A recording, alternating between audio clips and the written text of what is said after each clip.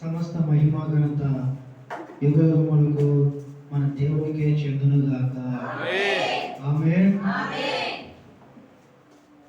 అయితే మరి దేవుని మహాకృపను బట్టి మరి ఇప్పటి వరకు ఆయన సిలువలో పలికినటువంటి 2 మాటలు కూడా మరి వివరించబడ్డాయి. ప్రభు యొక్క కృపను బట్టి మరి ఆ 2 మాటల్లో ఉన్నటువంటి ఆ యొక్క సారాంశాన్ని మనం తెలుసుకున్నాం. మరి ఈరోజు యేసుక్రీస్తు వారు సెలవు వేయబడేటువంటి సమయంలో ఆయన పలికినటువంటి ఆ యొక్క 7 మాటలకి ఎందుకు ఇంత ప్రాధాన్యత ఉందంటే, మామూలుగా ఉండి ఆయన బోధించినటువంటి ఆ విధానం అంతా కూడా ఒక విధంగా ఉంటే, ఆయన మరణించేటువంటి సమయంలో కూడా తండ్రి ఏదైతే ఆయనకి అప్పగించాడో ఆ పని విషయంలో ఆ చివరి సమయంలో కూడా మరి ఆ చివరి విషయంలో కూడా కొద్దిసేపట్లో మరణిస్తామని తెలిసి కూడా యేసుక్రీస్తు వారు ఏమాత్రము కూడా మరి దేవుని చిత్తాన్ని విడిచిపెట్టకుండా తను వచ్చినటువంటి పని ఏదైతే ఉందో ఆ పని అంతటిని కూడా నెరవేర్చేటువంటి విషయంలో సంపూర్ణంగా సిద్ధపడి ఉన్నాడు. హల్లెలూయా. ఆయన మాట్లాడుతున్నటువంటి ఆ 3వ మాట ఒకసారి చదివి మనం ధ్యానం చేసుకుందాం. యోహాను సువార్త 19వ అధ్యాయంలో 26వ వచనం 27వ వచనం చదవండి. యేసు తన తల్లియు తాను ప్రేమించిన శిష్యుడును దగ్గర నిలుచున్నట్టు చూచి, అమ్మా ఇదిగో నీ కుమారుడు అతని తల్లితో చెప్పాను. తరువాత శిష్యుని చూచి, ఇదిగో నీ తల్లి అని చెప్పాను. ఆ గడియ నుండి ఆ శిష్యుడు ఆమెను తన ఇంట చేర్చుకొనెను. హల్లెలూయా. ఇక్కడ మనం గమనించాల్సినటువంటి సందర్భం ఏమిటంటే, మీరందరూ కూడా బాగా ఆలోచన చేయండి. యేసుక్రీస్తు వారు మామూలుగా ఉండి మాట్లాడేటువంటి పరిస్థితి కాదు. ఇప్పుడైతే మనం అందరం కూడా చక్కగా మరి సన్నిధిలో ఉండి మరి నీడ పొట్టున కూర్చొని మాట్లాడుతూ ఉన్నాం, మీరు కూడా చక్కగా వింటూ ఉన్నారు. ఇంకా దేవుని కృప అయితే మంచి ఏసీ రూమ్లో కూర్చొని కూడా వాక్యాన్ని బోధించేటువంటి పరిస్థితి దేవుడు కల్పిస్తూ ఉన్నాడు. ఇంకా అనేక ప్రాంతాల్లో నెమ్మది కలిగి ప్రశాంతమైనటువంటి వాతావరణంలో దేవుని మాటలు బోధించేటువంటి పరిస్థితిలో అనేక మందికి ఈరోజు దేవుడు కల్పించాడు. కానీ యేసుక్రీస్తు వారు మాట్లాడుతున్నటువంటి ఈ మాటలు మాట్లాడే సమయంలో ఆయన ఏ పరిస్థితిలో ఉన్నాడో మనం ఒకసారి ఆలోచన చేసినట్లయితే, అప్పటికే ఆయన్ని సైనికులు బంధించి వేశారు. కొన్ని గంటల ముందుగా, కొన్ని దినాల ముందుగా ఆయన్ని బంధించి వేసి, ఏ అన్యాయము చేయకపోయినా, ఏ అక్రమము చేయకపోయినా, ఏ పాపము చేయకపోయినా సరే నిర్దోషి అయినటువంటి ఆ లోకరక్షకుని వాళ్ళు బంధించారు. బంధించిందే కాక ఏం చేశారంటే, ఒక నేరస్తుని ఎలాగైతే శిక్షిస్తారో ఆ విధంగా ఆయన్ని అనేక శ్రమలకి గురి చేస్తా ఉన్నారు. హల్లెలూయా. ఒక బందిపోటు దొంగను కనుక ఎలాగైతే ఈడ్చుకొని తీసుకెళ్ళిపోతూ ఉంటారో ఆ విధంగా ఏ పాపం లేనటువంటి యేసుక్రీస్తు వారిని వాళ్ళు పట్టుకొని ఈడ్చుకొని వస్తూ ఉంటారు. ఎంతో మంది ఆయన్ని మొహం మీద ఉమ్మేస్తూ ఉంటారు, ఎంతో మంది ఆయన్ని అవమానపరుస్తూ ఉంటారు, ఎంతో మంది ఆయన్ని దారి పొడుగున నిందిస్తూ ఉంటారు, ఎంతో మంది ఆయన్ని పిడిగుద్దులతో గుర్తూ ఉంటారు. రోమా సైనికులు అయితే ఆ కొరడాతో ఆయన యొక్క శరీరం అంతా కూడా చీల్చివేసే విధంగా, ఆయన చర్మం అంతా కూడా ఒలిచిపోయే విధంగా భయంకరమైనటువంటి కొరడా దెబ్బలతో కొడితే ఆయన శరీరం అంతా కూడా నలిగిపోయి ఆ కొరడా దెబ్బలకి చీలిపోయి రక్తం అంతా కారిపోతూ ఉంటుంది. అలాంటి పరిస్థితుల్లో ఆకలి అయితే కనీసం తినడానికి ఆహారం లేక, దాహం అయితే కనీసం తాగటానికి మంచినీళ్ళ పరిస్థితులు కూడా లేకపోయినా సరే ఆ బాధనంతా ఆయన భరిస్తా, ఆ వేదనంతా, ఆ శ్రమనంతా కూడా ఆయన భరిస్తా అలాగే ఆయన మౌనంగా ఉండిపోయాడు. హల్లెలూయా. ఎందుకు ఆయన మౌనంగా ఉండిపోయాడంటే, ఆ బాధలన్నీ భరిస్తూ, ఆ శ్రమలన్నీ సహించుకొని ఓర్చుకుంది. ఎందుకంటే ఇదిగో ఇక్కడ కూర్చొని ఆయన మాటలు వింటూ క్షేమంగా మనందరం చూసావా, మనందరం కూడా పాపం నుండి విడిపించబడాలని, మన మీద ఉన్నటువంటి దోషం నుండి విడిపించబడాలని, మనమందరం కూడా పవిత్రులుగా బతకాలని చెప్పేసి, మనమందరం కూడా ఆ యొక్క శిక్ష, మనం చేసినటువంటి పాపాల నిమిత్తం ఏ శిక్ష అయితే మనం భరించి చచ్చిపోయి నరకానికి వెళ్ళాలో ఆ భయంకరమైనటువంటి నరకంలోకి మనందరం వెళ్ళకుండా ఉండాలని చెప్పేసి, మనందరి పాపాల నిమిత్తం ఆయన అక్కడ మౌనంగా ఉండిపోయాడు. హల్లెలూయా. అలా మౌనంగా ఉండిపోయినటువంటి ఆయన్ని భయంకరమైనటువంటి శ్రమలకు అప్పచెప్పి, ఆయన తల మీద ముళ్ళ కిరీటం అమాంతంగా పెట్టేసి, ఆ రక్తము కాలిపోతా ఉన్నా సరే ఆయన పైన ఒక మానుని, సిలువ మానుని ఆయన భుజాన వేసి, యెరూషలేము వీధుల్లో గుండా ఆయన్ని కొరడాలతో కొట్టుకుంటా ఎక్కడైతే సిలువ వేస్తారో ఆ సిలువ వేసేటువంటి ప్రాంతాన్ని తీసుకెళ్ళిపోతారు. తీసుకెళ్ళిపోయిన తర్వాత కూడా అన్ని శ్రమలు అనుభవిస్తూ ఉన్నా, అన్ని బాధలు అనుభవిస్తూ ఉన్నా కూడా ఆయన ఏ ఒక్కటి కూడా దేవునికి వ్యతిరేకంగా మనుషుల్ని శపించేటువంటి విధంగా మాట్లాడాడు. హల్లెలూయా.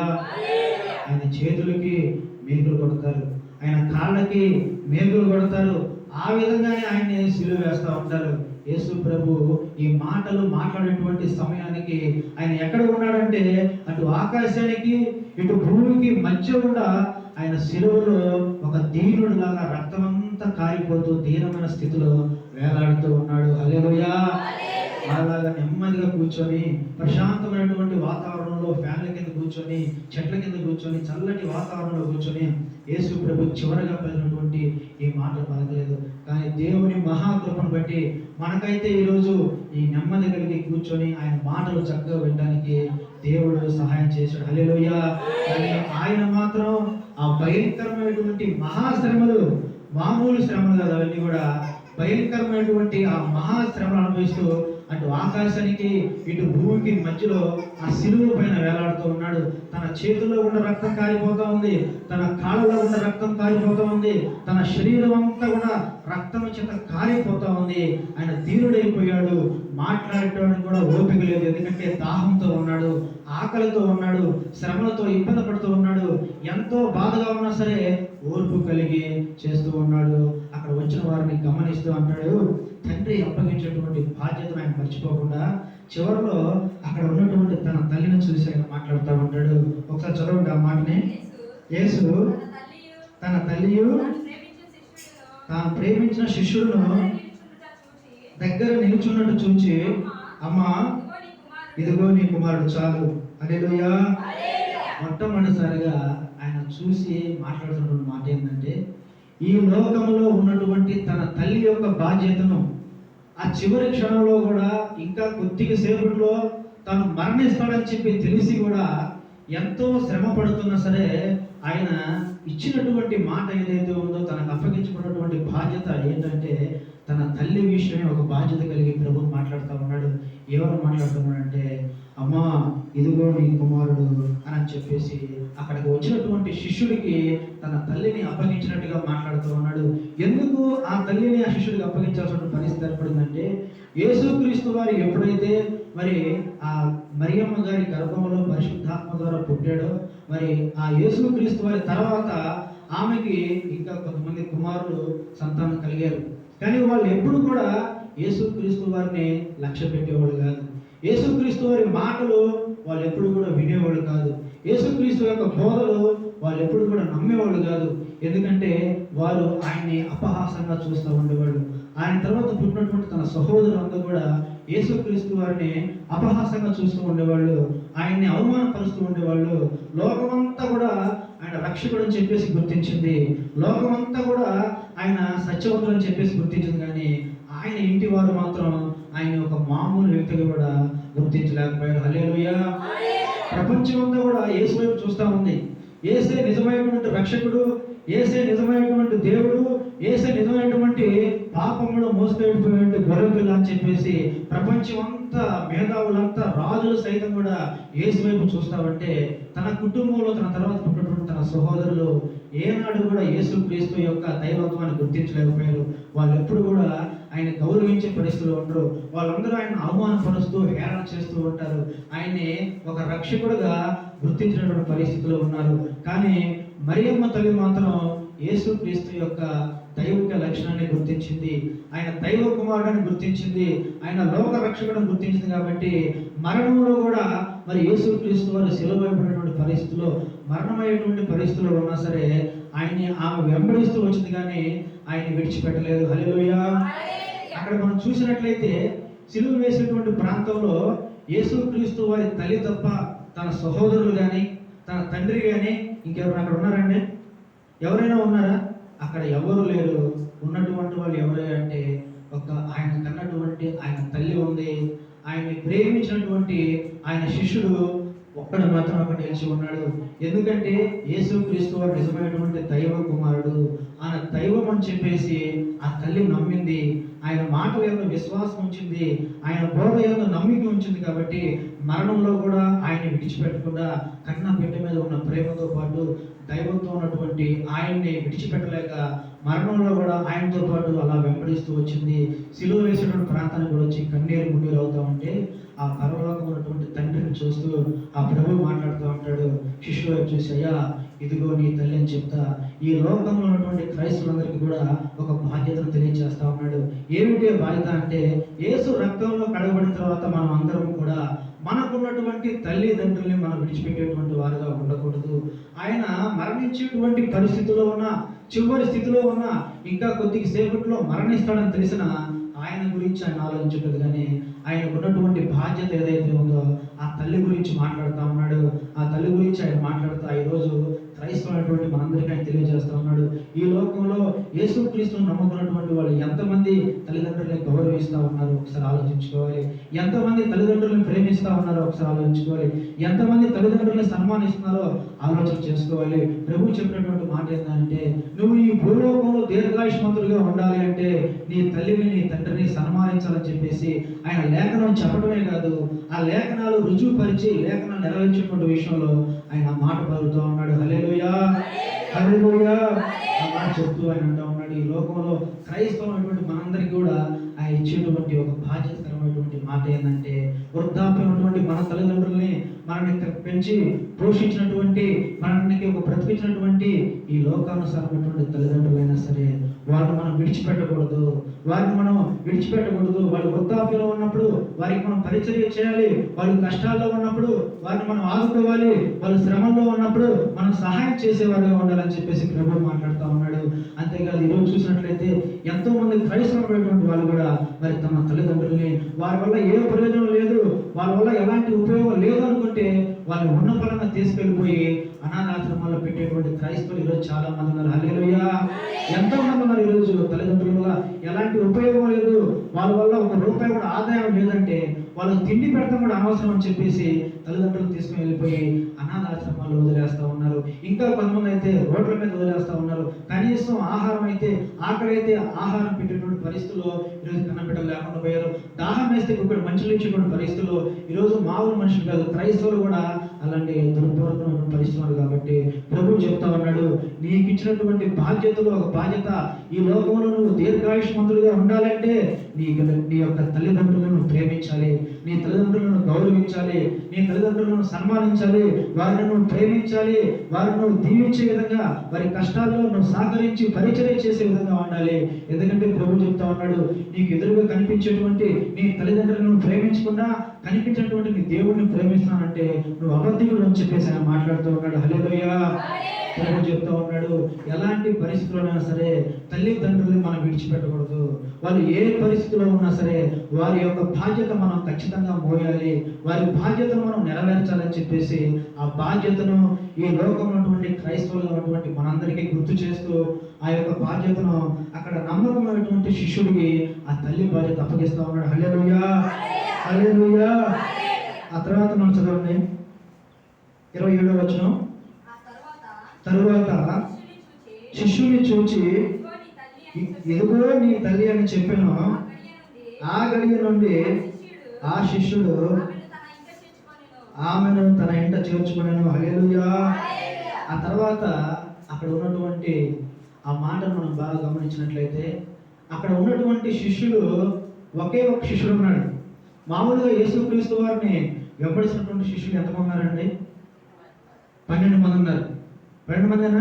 మరి ఆ 12 మంది శిష్యుల్లో అక్కడ ఎంతమంది శిష్యులు ఉన్నారు? ఆ చివరి పరిస్థితుల్లో ఒకే ఒక శిష్యుడు ఉన్నాడు. ఆ ఆయనే యోహాను గారు ఉన్నారు. హల్లెలూయా. కానీ మిగిలినటువంటి శిష్యులు ఏమైపోయారంటే ఎప్పుడైతే యేసుక్రీస్తు వారిని ఆ సైనికులు బంధించి ఆయన తీసుకెళ్ళిపోయి ఇక ఆయన చంపేస్తారు అనేటువంటి పరిస్థితి కనిపించిందో అక్కడ దాకా వెంబడిస్తున్నటువంటి శిష్యులందరూ కూడా ఒక్కసారిగా ప్రాణభయంతో చెల్లాచెదరైపోయారు. అప్పటి వరకు కూడా ప్రభువుని వెంబడిస్తూ, ప్రభువుని ప్రేమిస్తూ, ప్రభువుని అనుసరిస్తూ నడిచినటువంటి ఆ శిష్యులందరూ కూడా ఆ శ్రమల కాలం ఎప్పుడైతే ప్రారంభమైందో వెంటనే వాళ్ళందరూ కూడా యేసు ప్రభుని విడిచిపెట్టి వెళ్ళిపోయారు. అప్పటి వరకు యేసు ప్రభు చేసినటువంటి ఆ యొక్క బోధలు విన్నారు, ఆయన చేసినటువంటి అద్భుతాలు చూశారు, ఆయన చేసినటువంటి గొప్ప కార్యాలు చూశారు, ఆయనతో నడిచారు, ఆయన తిన్నటువంటి ఆహారం తిన్నారు, ఆయన మాటలన్నీ విన్నారు, ఆయన చేసినటువంటి గొప్ప కార్యాలు చూసి నువ్వు నిజంగా దేవయ కుమారుడివే, నువ్వు నిజంగా దేవుడివే, నువ్వు నిజంగా రక్షకుడివే, నువ్వు యూదుల రాజువే అని చెప్పేసి ఆయన్ని ఊరేగించినటువంటి ఆ యొక్క శిష్యులందరూ కూడా మరి ఎప్పుడైతే ఆ శ్రమలు స్టార్ట్ అయినటువంటి పరిస్థితులు ఉన్నాయో వెంటనే ఆ శిష్యులందరూ కూడా ఆయన విడిచిపెట్టి పారిపోయారు. హల్లెలూయా. ఆయన అప్పగించబడినటువంటి రాత్రి సమయంలో యేసు ప్రభు చెప్తా ఉంటాడు, నేను ఇక మీతో కలిసి భోజనం చేయలేను, ఇదే చివరి భోజనం అని చెప్పినప్పుడు అందరూ బాధపడుతూ ఉంటే పేతురు ఒకడు లేస్తాడు. పేతురు లేచి, ప్రభువా నిన్ను మరణంలో కూడా నేను విడిచిపెట్టనయ్యా, మరణంలో కూడా నీకు తోడుగా ఉంటానయ్యా, మరణంలో కూడా నీతో నడుస్తానయ్యా అని చెప్పేసి బిగ్గరగా కేకలు వేసినటువంటి ఆ పేతురుడు ఏమైపోయాడు చివరికి ఎప్పుడైతే ఆ సైనికులు యేసు ప్రభువును బంధించారో వెంటనే అతడు కూడా అక్కడి నుంచి పారిపోయేటువంటి పరిస్థితిలో ఉన్నాడు. హల్లెలూయా, హల్లెలూయా. ఎందుకంటే అక్కడ ఉన్నటువంటి పరిస్థితి ఏంటంటే యేసుక్రీస్తును పట్టుకొని తీసుకెళ్తున్నటువంటి ఆ సైనికులకి యేసు ప్రభువును వెంబడించేటువంటి ఇంకెవరైనా ఉంటే ఆయనను కూడా బంధించండి, వాళ్ళను కూడా తీసుకెళ్ళి జైల్లో పెట్టేయండి, వాళ్ళను కూడా శ్రమలకు అప్పగించండి అని చెప్పేసి ఆ మాటలు వాళ్ళకి వినపడిన తర్వాత మా జీవితాలు ఏమైపోతాయో ఈ శ్రమలో, ఈ ప్రాణభయంతో వాళ్ళు ఆ యేసు ప్రభుని విడిచిపెట్టి వెళ్ళిపోయారు. కానీ అక్కడ నిలిచి ఉన్నటువంటి శిష్యుడు ఒకే ఒకడు ఎవరయ్యా అంటే యోహాను శిష్యుడు. ఆ శిష్యులో ఉన్నటువంటి ఆలోచన విధానం ఏంటంటే బ్రతికితే యేసు కోసమే, ఒకవేళ చావైతే యేసు కోసం చచ్చిపోతాను, ఏదైనా సరే నా యేసు లేకుండా నేను బ్రతకలేనని చెప్పేసి ఒక తెగింపుతో, ఒక తీర్మానంతో అతను ఉన్నాడు. కాబట్టి శ్రమలైనా పర్వాలేదు, ఇబ్బందులైనా పర్వాలేదు, యేసు ఎక్కడుంటే నేను కూడా అక్కడే ఉంటానని చెప్పేసి ఎప్పుడైతే మరి ఆ యొక్క యోహాను నిర్ణయించుకున్నాడో ఎలాంటి పరిస్థితుల్లోకి వెళ్ళిపోయినా సరే యేసే నాకు తోడని చెప్పేసి ఆ యేసు క్రీస్తు వారిని వెంబడించడం విధానంలోకి వెళ్ళిపోతా ఉన్నాడు. కానీ మిగిలినటువంటి శిష్యులు ఆయన విడిచిపెట్టి పారిపోయినట్టుగా యోహాను పారిపోలేదు. ఎందుకంటే యోహానికి యేసు ప్రభు అంటే అంత నమ్మకం ఉంది, యేసు ప్రభు అంటే అంత ప్రేమ ఉంది, యేసు ప్రభు అంటే ఆయనకి అంత విశ్వాసం ఉంది. కాబట్టి ఎల్లప్పుడూ ఆయన గుండెల మీద హత్తుకుని నివసించేటువంటి యోహాను మరణంలో కూడా ఆయనకు తోడుగా వెళ్ళాడే కానీ మిగిలిన శిష్యులను విడిచిపెట్టినట్టు యేసు ప్రభువును యోహాను విడిచిపెట్టలేదు. హల్లెలూయా. యోహాను అనుకున్నాడు, బ్రతికితే యేసు కోసం బ్రతుకుతాం, చనిపోతే ఆయనతో పాటు చనిపోదాం, మరణం తర్వాత ఆయనతో ఉంటాం కదా అన్నటువంటి ఒక సత్యాన్ని యోహాను ఒక్కడే గమనించాడు కాబట్టి, గుర్తించాడు కాబట్టి ఆ చివరి సమయంలో ఆఖరి పరిస్థితుల్లో యేసుక్రీస్తు వారు మరి మరణం పోయేటువంటి పరిస్థితిలో ఉన్నా సరే ఆయన విడిచిపెట్టకుండా వెంబడించేటువంటి వాడుగా ఉన్నాడు శిష్యుడు. అందుకని ఆయన గురించి ఆ లేఖనంలో యేసు ప్రభు మాట్లాడుతూ ఉంటాడు. తర్వాత విషయం తర్వాత వాక్యం చదవండి, 27 ఒకసారి 27. శిష్యుని చూచి ఇదిగో నీ తల్లి అని చెప్పాను. ఆ గడియ నుండి ఆ శిష్యుడు ఆమెను తన ఇంట చేర్చుకున్నాను. హల్లెలూయా. ఆయన చెప్తూ ఉన్నాడు, తాను ప్రేమించినటువంటి తన శిష్యుని చూసి. మామూలుగా మనం మాట్లాడుతూ ఉంటాం, యేసుక్రీస్తుని నేను ప్రేమించాను, యేసుక్రీస్తు అంటే నాకు ఎంతో ఇష్టం, యేసు ప్రభు నా రక్షకుడు అని చెప్పేసి మనం మాట్లాడుతూ ఉంటాం. కానీ అక్కడ సందర్భంలో మనం గమనించినట్లయితే యేసు ప్రభువే అక్కడ ఉన్నటువంటి శిష్యుని చూసి మాట్లాడుతూ ఉన్నాడు. తాను ప్రేమించినటువంటి తన శిష్యుడు ఎందుకు ఆ మాట్లాడాడంటే మరణంలో కూడా తనను విడిచిపెట్టకుండా వెంటాడాడు, మరణంలో కూడా ఆయనతో పాటు జీవించాలని చెప్పేసి, మరణమైనా సరే ఆయనతో పాటు ఉండాలని చెప్పేసి నిర్ణయించుకున్నాడు, తెగించాడు, తీర్మానం చేసుకున్నాడు. బ్రతికితే యేసు కోసమే, చావైనా సరే యేసుతోనని చెప్పేసి ఎప్పుడైతే నిలబడ్డాడో ఆ సమయంలో మరి ఆయన మరణించే పరిస్థితిలో ఉన్నా సరే ఆయనే కావాలని చెప్పేసి మిగతా శిష్యులు పారిపోయినా సరే వాళ్ళ వైపు చూడకుండా యేసు వైపే చూస్తూ ఆయన వెంబడిస్తూ వచ్చాడు. హల్లెలూయా. మరణంలో కూడా యోహాను శిష్యుడు యేసుక్రీస్తును వదిలిపెట్టలేదు. కాబట్టి ఆ బాధ్యతను ఆయనకి ఎందుకు అప్పగించాడంటే ఒక నమ్మకమైన వ్యక్తిగా, ఒక బాధ్యతమైనటువంటి వ్యక్తిగా యోహాను తనకు అప్పగించినటువంటి బాధ్యతను నెరవేర్చగలడని చెప్పేసి తను తెలుసుకున్నటువంటి యేసు ప్రభు వారు ఆ తల్లి యొక్క బాధ్యతను తాను ప్రేమించి నమ్మకంగా ఉన్నటువంటి యోహానికి ఆ తల్లి బాధ్యతను అప్పగిస్తూ ఉన్నాడు. హల్లెలూయా. క్రైస్తవ జీవితంలో ఎవరికైనా సరే యేసు ప్రభు నమ్ముకున్న తర్వాత శ్రమలు అనేది సహజంగా వస్తూ ఉంటాయి. కానీ యోహాను ఎలాగైతే శ్రమలైనా బాధలైనా కష్టాలైనా సరే ఏసే మనకి తోడు, ఏసే మనకి ఆధారం అని చెప్పేసి ఆ చివరి సమయంలో కూడా ఆయన విడిచిపెట్టకుండా యేసు ప్రభు కోసం ప్రయాసపడుతూ చివరి వరకు మరణంలో కూడా తోడుగా ఉన్నాడు. నమ్మకమైనటువంటి వ్యక్తిగా తాను ప్రేమించినటువంటి ప్రియ కుమారుడుగా మరి యోహాను యేసు చేత పిలువబడ్డాడు. ఈరోజు అదే మాట యేసు ప్రభు గారు మనతో మాట్లాడుతూ ఉన్నాడు. ఈరోజు వాతావరణం ప్రశాంతంగా ఉంది, జీవితాలు నిదానంగా ఉన్నాయి, బ్రతుకులు నెమ్మదిగా ఉన్నాయి, పరిస్థితులు అనుకూలిస్తూ ఉన్నాయి. ఒకనాటికి పరిస్థితులు అనుకూలించకపోవచ్చు, శ్రమలు జీవితం ఎదురు కావచ్చు, భక్తి జీవితంలో విశ్వాస జీవితంలో ఎన్నో శ్రమలు కావచ్చు. అంత మాత్రాన యేసు ప్రభువుని విడిచిపెట్టి ఎప్పుడు కూడా ఉండకూడదని చెప్పేసి ఈ మాట ద్వారా ఆయన తెలియజేస్తూ ఉన్నాడు. హల్లెలూయా. ఎంతో మంది శ్రమలు కొంతకాలం ఏర్పడిన తర్వాత ఆ శ్రమను బట్టి వాళ్ళకున్నటువంటి ఆ బాధను బట్టి వారందరూ కూడా ప్రభువుని విడిచిపెట్టేటువంటి పరిస్థితిలో ఉంటారు. చాలా మంది ప్రారంభంలో సంతోషంతో యేసుక్రీస్తు వారిని అంగీకరిస్తారు, ఆశీర్వాదకరంగా ఉన్నప్పుడు సంతోషంతో దేవుణ్ణి స్తుతిస్తారు. కొద్దిపాటి శ్రమలు వారి జీవితాల్లో వచ్చినప్పుడు వెంటనే వాళ్ళు దేవుణ్ణి విడిచిపెట్టేటువంటి పరిస్థితిలో ఉంటారు. ఎందుకంటే శ్రమలను బట్టి ఓర్చుకునేటువంటి పరిస్థితుల్లో యేసు ప్రభువుని విడిచిపెట్టకుండా ఆయన ఎలాంటి పరిస్థితుల్లో సరే అనుసరించేటువంటి వ్యక్తులుగా ఉండాలని చెప్పేసి ప్రభువు కోరుకుంటూ ఉన్నాడు. అలా ఆయన చూసినప్పుడు ఆ శిష్యులు ఎవరు కూడా కనిపించలేదు, కానీ ఒక యోహాను శిష్యుడు మాత్రం ఆయన వెంబడిస్తూ వచ్చాడు, చివరి వరకు ఉన్నాడు. చివరిలో కూడా మరణకరమైనటువంటి పరిస్థితుల్లో కూడా మరి యోహాను ఆ యొక్క యేసుక్రీస్తు వారిని విడిచిపెట్టకుండా నమ్మకమైనటువంటి కుమారుడుగా ఉన్నాడు. కాబట్టి ఆ తల్లి యొక్క బాధ్యతని ఆయనకు అప్పగిస్తూ వచ్చాడు. ఎందుకంటే యేసు ప్రభు వారు మరణించిన తర్వాత ఆ తల్లిని వాళ్ళ సహోదరులు ఎవరు కూడా చూడరు, పట్టించుకోరు, తండ్రి కూడా పట్టించుకోడు. అందుకని ఆయన మాట్లాడుతూ ఉన్నాడు. యోహాను పిలిచినప్పుడు యోహాను తమ తల్లిదండ్రులు విడిచిపెట్టి, లోకానుసారమైనటువంటి తల్లిదండ్రులు విడిచిపెట్టి యేసు ప్రభు వద్దకు వచ్చాడు. ఇప్పుడు యేసు ప్రభు ఆయనకు అప్పగిస్తున్నాడు. శిష్యుని చూసి యోహాను, ఎదుగో నీకు ఆత్మీయ తల్లిని అప్పగిస్తూ ఉన్నాను. తల్లిని చూసి మాట్లాడుతూ ఉన్నాడు, ఇక నుంచి నీ కుమారుడు యోహానేనమ్మ, నీకు ఆత్మీయ కుమారుడిని నేను ఇస్తున్నాను. లోకానుసారమైనటువంటి శరీరానుసారమైనటువంటి కుమారుడు నీకు లేకపోవచ్చు, కానీ ఆత్మలో అభిషేకం పొందినటువంటి కుమారుడిని నీకు అప్పగిస్తున్నానని చెప్పేసి దేవుడు మాట్లాడుతూ ఉన్నాడు. హల్లెలూయా, హల్లెలూయా. అప్పుడు నుంచి చెప్తా ఉంటాడు, తల్లితో చెప్తా ఉంటాడు, నీ కుమారుని నన్ను ప్రేమించినట్టే ఆ కుమారుని ప్రేమించు, నన్ను చూసుకున్నట్టే ఆ కుమారుని చూసుకో అని చెప్పేసి తల్లి చెప్తా ఉంటాడు. శిష్యుడితో చెప్తా ఉంటాడు, నన్ను ప్రేమించినట్టే నువ్వు కూడా ఆ కుమారుని ప్రేమించమ్మా. నన్ను ఎలాగైతే కుమారుడుగా భావించి ప్రేమించావో అలాగే ఆ యొక్క యోహాను కూడా నీ కుమారుడుగా వాళ్ళు భావించేసి నువ్వు ప్రేమించని చెప్పేసి వాళ్ళిద్దరిని ఆత్మీయంగా తల్లి కుమారులుగా చేసేసి ఒకరి పట్ల ఒకరికి బాధ్యతను అప్పగించేసి ఆయన మాట మాట్లాడుతూ ఉన్నాడు. ఒకసారి చదవండి 26వ వచనాన్ని. 26వ వచనం చదవండి ఒకసారి. యేసు తన తల్లియు తాను ప్రేమించిన శిష్యుడును దగ్గర నిలుచుండడం చూచి, అమ్మ ఇదిగో నీ కుమారుడు అని తన తల్లితో చెప్పెను. తరువాత శిష్యుని చూచి, ఇదిగో నీ తల్లి అని చెప్పెను. ఆ గడి నుండి ఆ శిష్యుడు ఆమెను తన ఇంట చేర్చుకొనెను. ఆత్మీయంగా ఆ కుమారుడు ఆమెకు కుమారుడు అయిపోయాడు. ఆత్మీయంగా ఆ తల్లి ఈ కుమారుడికి తల్లిగా మారిపోయింది. వాళ్ళిద్దరు ఇప్పుడు ఆత్మీయంగా తల్లి కుమారు వలె ఉన్నారు. హల్లెలూయా. అదే మాట ప్రభు మనం చెప్తా ఉన్నాడు. సంఘంలో ఎవరైతే మనకంటే పెద్దవారు స్త్రీలే ఉంటారో వారిని మనం తల్లిగా భావించాలి, సహోదరిగా భావించాలని చెప్పేసి పురుషుడు చెప్తా ఉన్నాడు. అదేవిధంగా సంఘంలో పురుషులు ఎవరైతే పెద్దవారుగా ఉంటారో స్త్రీలు వారిని తండ్రిగా భావించాలి, చిన్నవారైతే సహోదరుగా భావించాలని చెప్పేసి ఆయన మాట్లాడుతూ ఈ యొక్క మాట వెనక ఉన్నటువంటి ఈ విషయాన్ని కూడా తెలియజేస్తా ఉన్నాడు. హల్లెలూయా.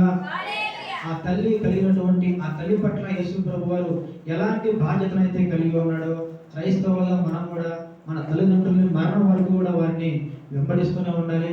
మరణంలో కూడా వారిని పరిచర్య చేస్తూ ఉండాలి, వారిని బాగా చూసుకుంటూ ఉండాలి. వారికి ఎలాంటి లోటు లేకుండా వారిని విడిచిపెట్టకుండా, వారి వల్ల ఏ ఆదాయం లేదని, ఏ సంపాదన లేదని, ఎలాంటి ఉపయోగం లేదని చెప్పేసి వారిని విడిచిపెట్టకూడదు. వారి పట్ల బాధ్యత కలిగి, వారి పట్ల భారం కలిగి, వారిని చివరి క్షణంలో మరణించే వరకు కూడా వారిని బాగా చూసుకోవాలి. ఎందుకంటే దేవుడు చెప్పిన ఆజ్ఞ ఏంటంటే, ఈ భూలోకంలో మనందరం కూడా దీర్ఘాయుష్మంతులు అవ్వాలంటే నీ తల్లిని తండ్రిని సన్మానించమని చెప్పేసి ప్రభువు చెప్పాడు. ఆ చెప్పినటువంటి ఆ మాటను ఆయన నెరవేర్చేటువంటి వ్యక్తిగా ఉన్నాడు. అదే మాట మన జీవితాల్లో కూడా మనము కూడా నెరవేర్చేటువంటి వారిగా ఉండాలని చెప్పేసి ప్రభువు కోరుకుంటూ ఉన్నాడు. హల్లెలూయా. అలాగే శిష్యుని మనం చూసినట్లయితే మరణంలో కూడా ఆ యేసుక్రీస్తు వారిని విడిచిపెట్టకుండా, మనం మరణించేంత వరకు కూడా శ్రమలు వచ్చినా, బాధలు వచ్చినా వాటిని ప్రార్థన ద్వారా విజయాన్ని పొందుతూ, ఆ సమస్యల నుండి విడిపించుకుంటూ మనం ప్రభువుని వెంబడిస్తే మరణం తర్వాత మనం కూడా ప్రభువుతో పాటు ఉండేటువంటి ఆ కృప మనకు దొరుకుతుందని చెప్పేసి ప్రభువు ఈ లేఖనం ద్వారా మనం తెలియజేస్తూ ఉన్నాడు. హల్లెలూయా. ఈ యొక్క మాటను దేవుడు మనందరి జీవితాల్లో నెరవేర్చబడును గాక. ఆమేన్.